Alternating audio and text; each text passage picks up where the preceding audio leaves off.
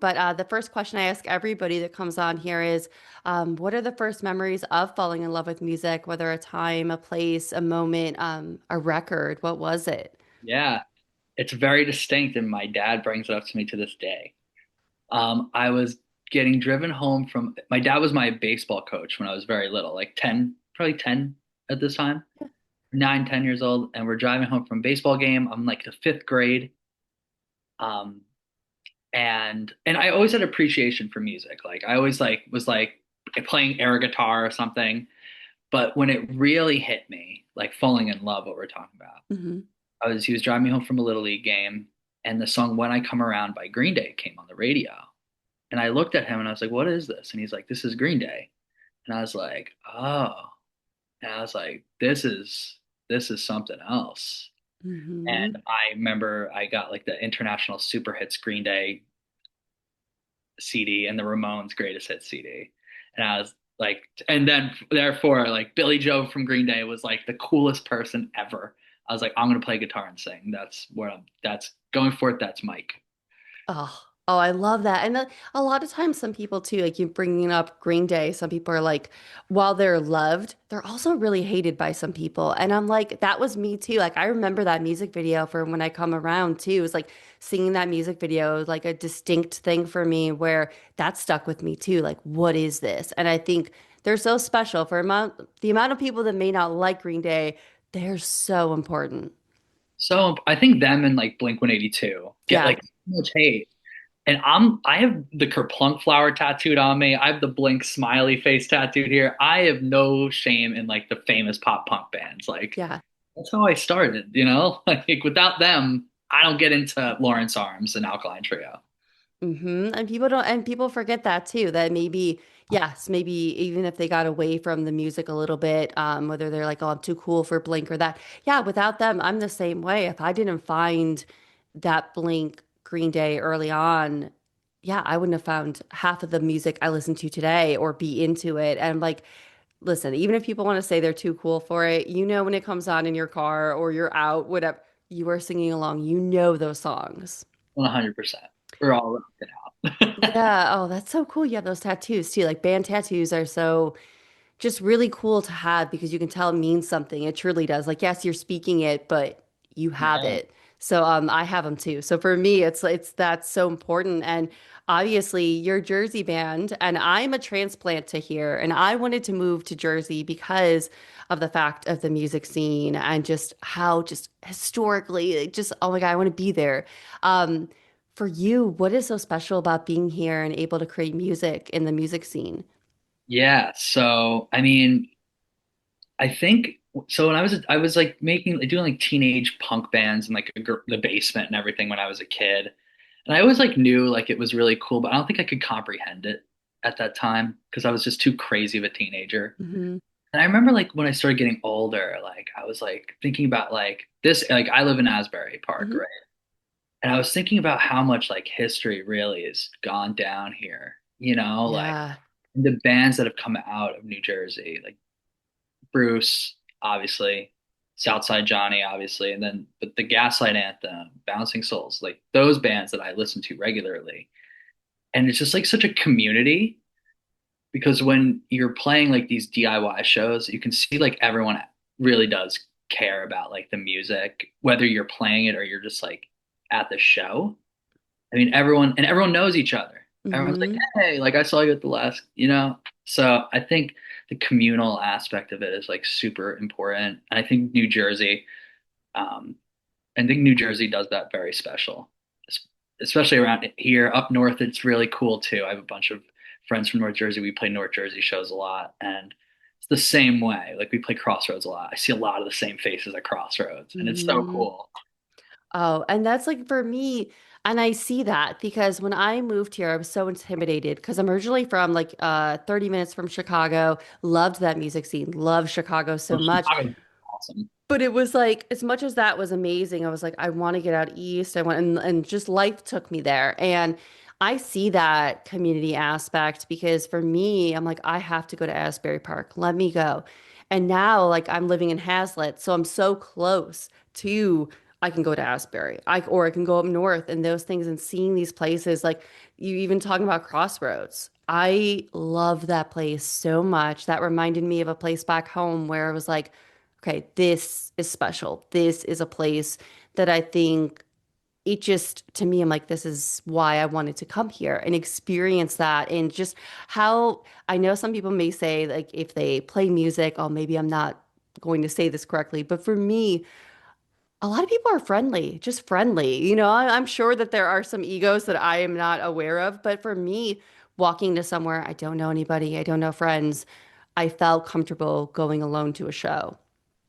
Right. I think that's one of the coolest parts of it. I mean, there's definitely some egos, like in anything else, but in the hardcore and punk world where like Dogfather lives and Yeah. where I've always been, whether when I was involved in it or just a bystander watching, I've never really experienced like a full out like, wow, everyone here is terrible or something, Right. I've never experienced that, fortunately. Yeah, which is good. I mean, some places too, like I love back home. I love my friends in Illinois, but sometimes it was intimidating to walk in. I love the city and my friends I had, but for me, it was just like it was just so special. I tell everybody all the time, I'm like, the venues here, and again, the history of Asbury Park, walking around, I'm like, wow, I'm here. I got to go to the Stone Pony. This is incredible that I'm getting to be here less than like 30 minutes away from it. And I guess if you were to pick a favorite venue in Jersey, that you would love to have Dogfather play that you haven't yet, what venue would you love to play? Okay. So favorite venue is Crossroads. Mm-hmm. Sure. Favorite venue we haven't played yet. Huh. I think I would have to say, all right, so I'll put the goal out there. I want to do the summer stage at the Stone Pony, but I want Dogfather to open for the Bouncing Souls. That is where I would be like, all right, we're kicking ass now. Yeah, and that makes sense. I feel like those two, like Bouncing Souls and you guys together, would really fit too. So it's not even just like, oh, this is what I would love, like, but it would fit too. It wouldn't be just like some bucket list thing that you're tossing out there. That would be, wow. Yeah, I would nerd out. We're opening acoustic for beach rafts in a couple weeks, or like a week and a half now. That's Yeah. crazy. That like it just and two, that's where I saw you guys in Crossroads. Actually, he's talking about Crossroads with I Am the Avalanche. And that's where I saw you and I was like, okay, this is a band. One, I need to at some point get on my podcast. And then life just got chaotic. And I'm like, oh my gosh, I haven't even like we're towards the end of the year. I got to make this happen. Just the energy too, and like talk about that too. I Am the Avalanche, you with them. I love Vinny Caruana, everything he's been a part of, and especially I Am the Avalanche. That was a match made in heaven too. So then you got to play your favorite venue, Crossroads, with I Am the Avalanche, which is One of my favorite bands. wow. Yeah. Vinny is like, he's something else. That Hmm. whole band is something else, but his songwriting is crazy good. Yes. Oh, So that was a fun show. That was the most fun I've had. Like, I think playing a show because watching people you love, but they hmm. were also like really like every band that was like bigger than us than we've opened for, they've always been cool. Everyone's been great. That one was like, I don't know, it was like super special. They're the bass player and the drummer in my band. One of them, their first band they ever saw live in life was I Am the Avalanche. Wow. So it was just like a really special moment for our band to be doing that. That's cool you were there.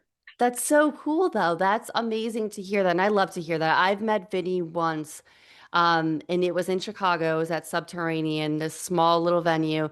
I got to go, and I remember I expressed, like, hey, Avalanche United got me through a really, really rough time. I love this. We were like on these stairs. I just randomly told him this. He stops what he's doing, takes his headphone out, gives the biggest hug, and is just like, I'm so glad you're here. I'm so glad. I like one of those moments of knowing people you love so much are Yeah. even that cooler than you would imagine. So like I can't imagine getting to play that. And I guess even playing live music, do you feel a different connection to your music when you play it live because again, you can experience the crowd reactions, but also maybe like the feeling that the song gives you live versus just creating it. Yeah, yeah. I think like I think sometimes it goes both ways too. Like oh like I know what songs are like the songs that like I see like random people singing along to. I'm like, all right, Hmm. this is like the banger. So this got to go to like either the front or it's got to go to the back. Right. You know? And then like, the other some songs people aren't like as hyped about, you're like, all right, that can go in the middle somewhere, you know what I mean? But when it's like the when it's you see people singing along and no matter what the message was in the song, like it's just if even if the song was super depressing, like we have that Hmm. song 10 million. That Hmm. song is literally about wanting to sever your bones into flesh and bones into 10 million pieces, then tolerate somebody you hate. Right. Like it was not, that's not metaphorical. That's what I was thinking about. Right. But everyone sings along to it, and it's like, if you know it, and I'm just like, this is so cool. Like I love it so much. It makes you feel happy, like rather than angry. How I Right. was feeling when I wrote it, like I was pissed when I wrote it. Yeah, But and you could hear that. You when you listen to it, you could hear that. And I think we've all, as much as that, like maybe, I don't know, it doesn't, I don't want to say sound morbid, but like if you know someone, everybody knows someone maybe that they can relate that song to. And when I'm listening to it, it does make you feel angry. So that's always so interesting to hear what the person who wrote the song feels about that because like yeah, in the crowd somebody has a different connection, but yeah, that's what's so cool. right. I love that. I think it's one of the coolest things, perspective about it. It's Yeah. really And anyone, if like they're listening and watching this, like again, like I know you're East Coast, but they have to experience your band. I feel like you are one of those bands, much like I think that from my boys back home, the Lawrence Arms, you have to experience it. An experience to go watch your band play. thank you. That's Just really go do cool. it. Just go do it. Like the listening to it doesn't do it justice, I feel. Ah, thank you. That means so much to me. That's so cool that you say that. Yeah, like that was like for me where I was like, oh my gosh, I need to make this happen. And something to like listening to your music. Obviously, I hear a little bit of influence in with Alkaline Trio a little bit. For you, what has that band kind of done for you as far as the inspiration? Oh man, I mean they're on me too. They're Yep, a there we big go. spot on my arm. I listened to Alkaline Trio probably for the last couple years. I've always loved them since I'm a kid, Yeah. but in my 30s, I don't know why in my 30s, I've listened to them almost every week for like the last 2 years. I don't like Matt Skiba, like, and Dan, like Hmm. their lyrics, I just love. They're so like the dark romance stuff. It's just so brilliant. And that's like what I like, it's so inspirational. I think it's the coolest thing because, a lot of bands write introspective lyrics, but they take it to like a different place, I think. And it's so catchy all the time. Like every song they have, I'm just like Emma, right? In the middle of Hmm. Good Morning. Like it's just in the middle. Yeah. And it's just like this song is insane. Like it's incredible. Fatally Yours in the middle, lower half of that album of Good Morning. Yeah. Crazy good. Oh, and that's the thing too. Like I'm one of those. I was in that blood pact that they had. I was a big fan club nerd for Alkaline Trio. Obviously, like growing up close to Chicago and then going to school in Chicago, it was like I have to like I got lucky. I was spoiled because I would see them almost every year at the Metro. They would do 2 nights residency, one 18 plus, and then one all ages. So then everybody could go. And the kindest people, I've gotten to meet them many times. So They are just seriously the sweetest. Like I can just go into with them. And like you're right, like Emma, Fatally Yours, like Good Morning, I would say is like my favorite record because it's like something about his vocals too, because like he had the acid reflux, I believe, and like things of that nature. But like it made it so cool. Like the songs yeah. even just cooler than they were. And I think that bothered him, right? I think I Yeah. read somewhere like he wasn't even happy with it. And I'm like, dude. What are you not happy about, man? Yeah. Right. Like keep these vocals. I'm sure it hurt you. Like I heard like it was a couple of different things, but it just again it made it sound like spookier and like cooler. I always felt like, oh, maybe like I'm not supposed to be listening to this because like my parents are like, what is this cover? What is this? Yeah, But again, like that's what's so cool about it. And it's like so yeah, when I found out that I was like, all right, there's a Lawrence Arms, there's Alkaline Trio. And then I hear a little bit sometimes like of like Chuck Reagan a little bit in the music of Dogfather. you're just hitting all the tattoos at this Oh point. my God. Chuck Reagan, Hot Water Music Yeah. band. I listen. They're like right. Like if I listen to the top three band, all right. So I probably my top four listens that are going to come out this year. I could be wrong, but I'm thinking it's going to be Trio, Hot Water, probably Lawrence Arms, I'm the Avalanche, and then Miles Davis. There we Randomly. go. All right. I got really into him over last year. But Hot Water, they're just incredible. I mean, Chuck Reagan's writing, I love listening to Hot Water music lyrics, and then I love listening to solo lyrics because it's completely different. Hmm. I listen to a lot of podcasts with Chuck Reagan on them. I just find him to be a really cool dude too.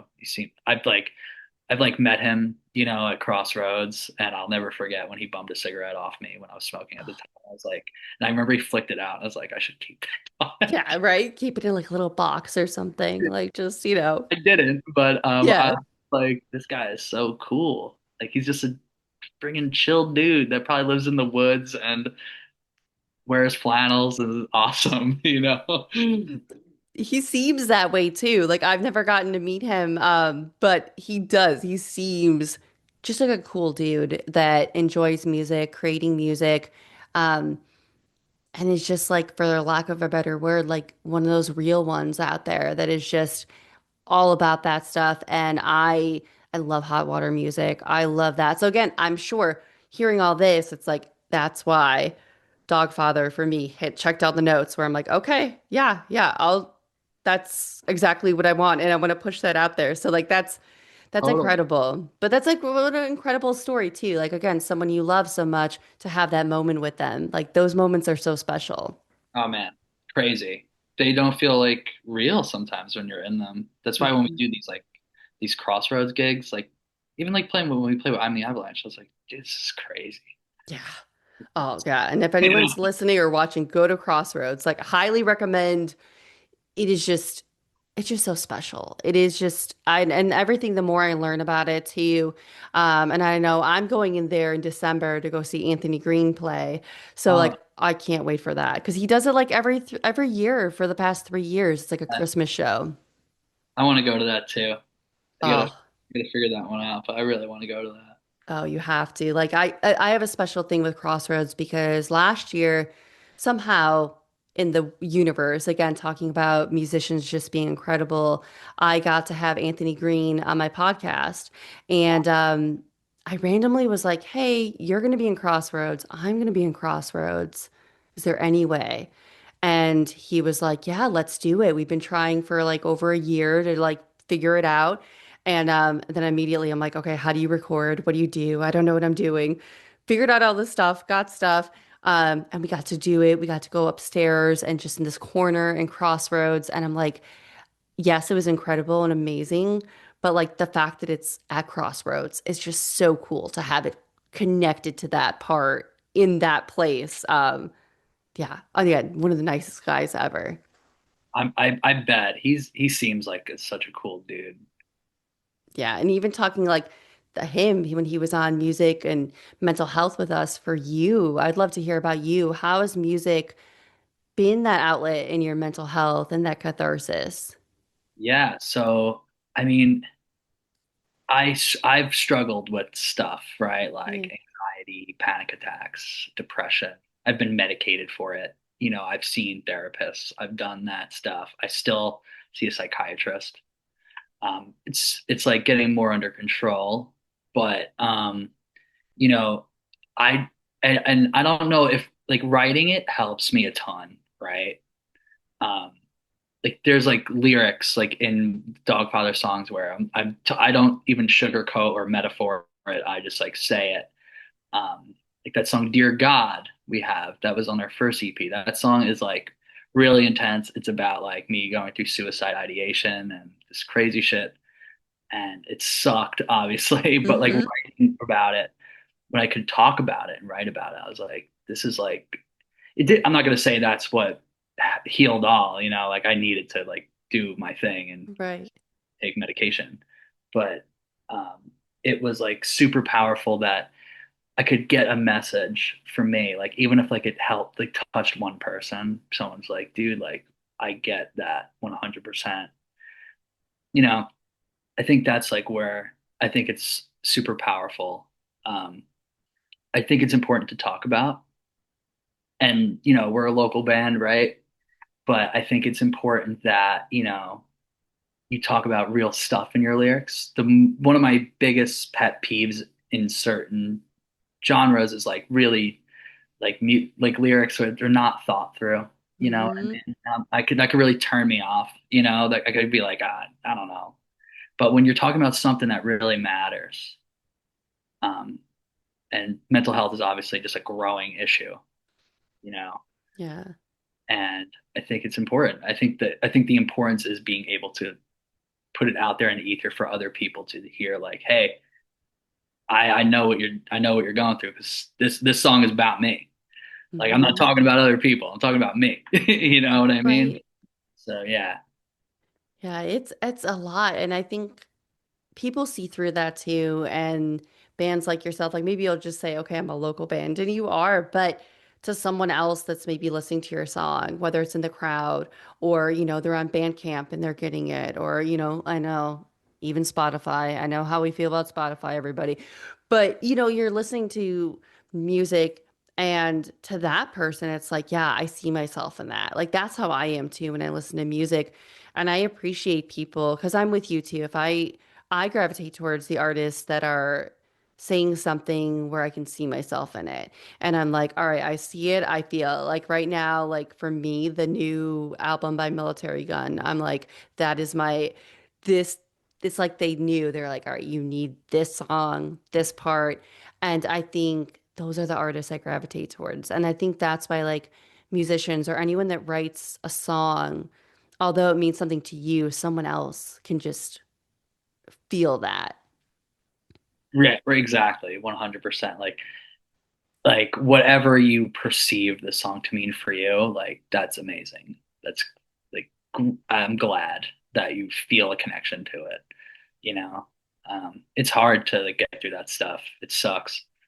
Yeah. And I think that's you, even you being open about, and your own mental health, that's going to help someone. Like hearing that too, if there's someone's going to be like, especially being, in today's world, like a guy, everything, the men's mental health, the stigma in that is so just awful. Like, yes, for me, my mental health, I go through so many things. I suffer from anxiety. Even like getting on this thing, like 10 minutes before, I'm like, oh my God, okay, okay.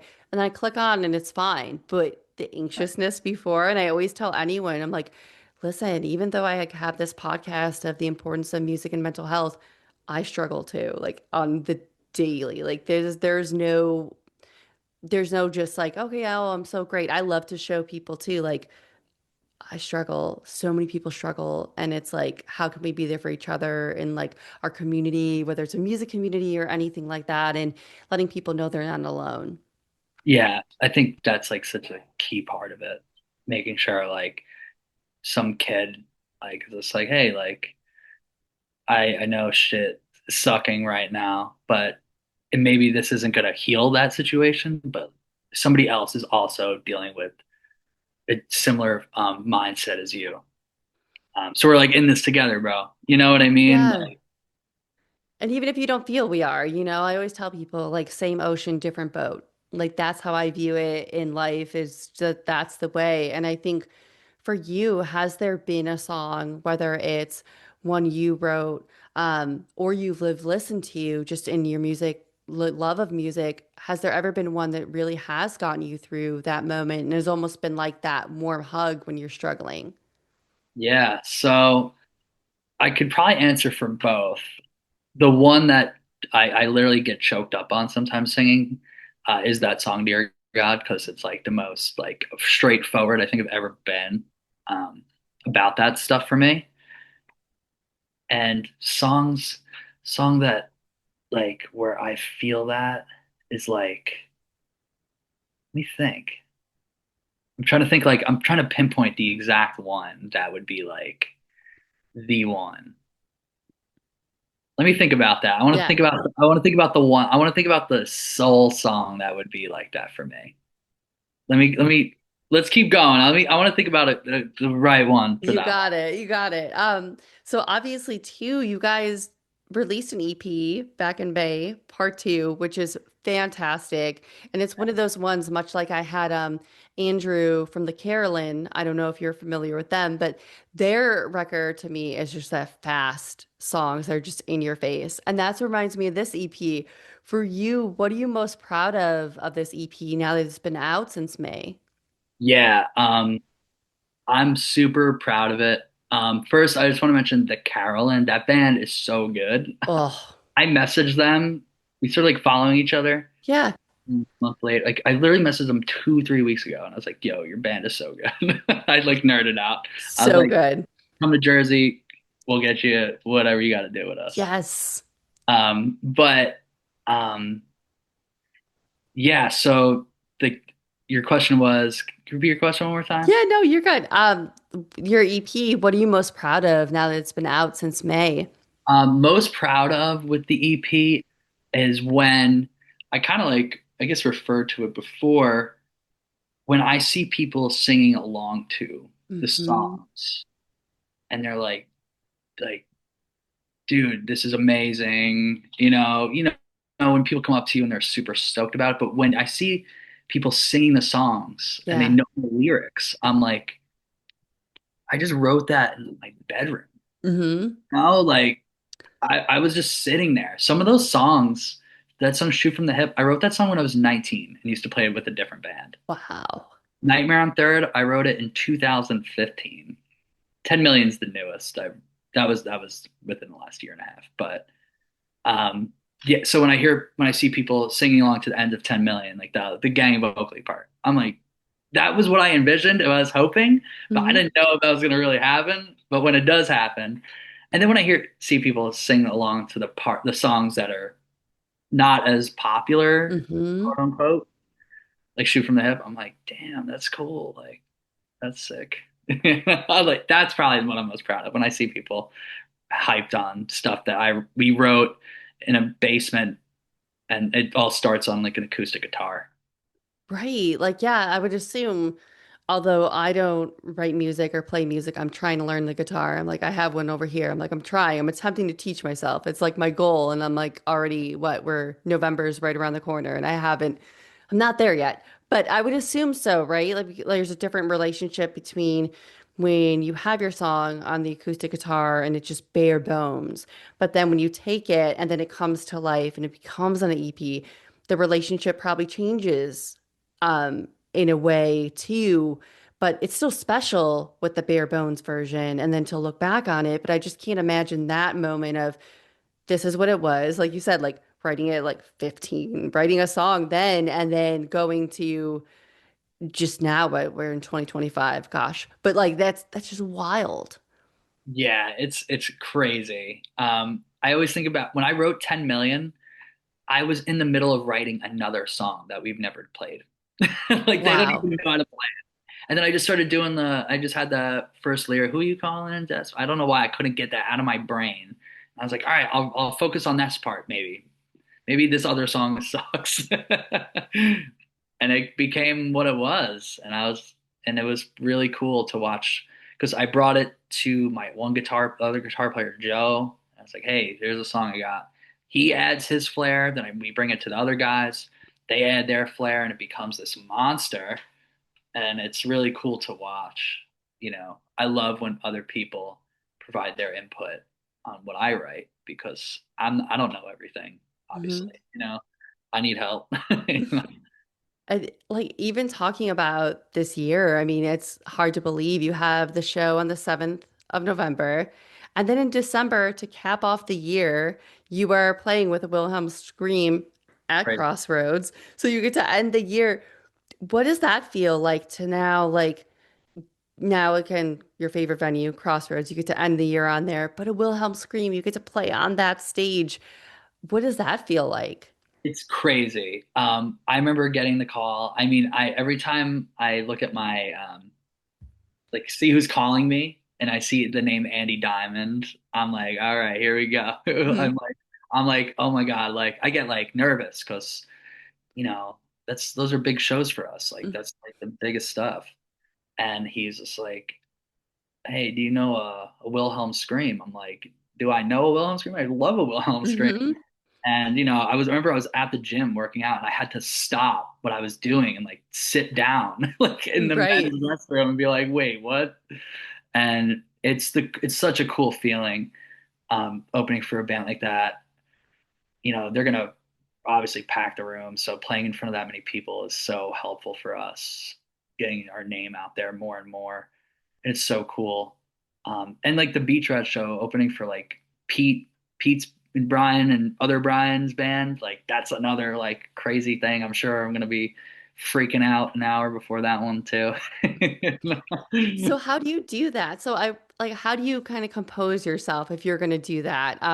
Obviously like before a show, if you have any nerves, like there's that's mental health too, right? Like especially if Oh, you suffer from anxiety and everything, how do you cope with that before you walk on stage?